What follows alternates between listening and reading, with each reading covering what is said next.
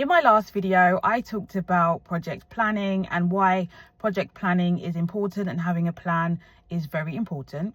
Now I want to talk about what we need to do in order to put a plan together. First thing that I personally do is get everyone in a room to discuss the business case, exactly what it is we want to do in the project, what we want to achieve, what we want the thing to look like when we go live.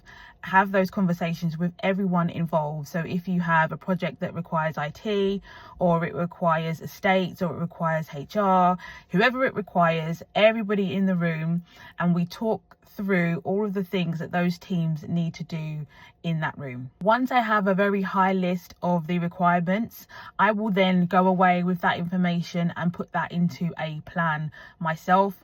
I will then share that plan with everybody that was in the room and bring everyone back together if I need to discuss it more, to break it down more if I need to.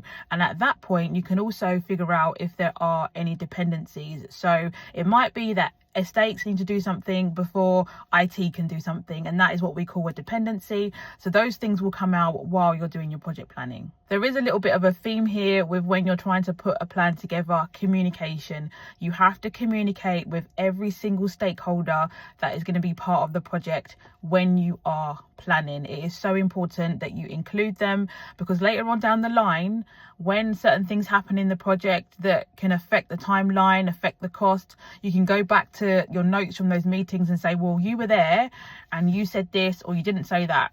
And so it's really important that you include people from the very beginning so that they can't come back to you and say that you did something wrong as the project manager, because ultimately project timelines and project delivery rest with the project manager.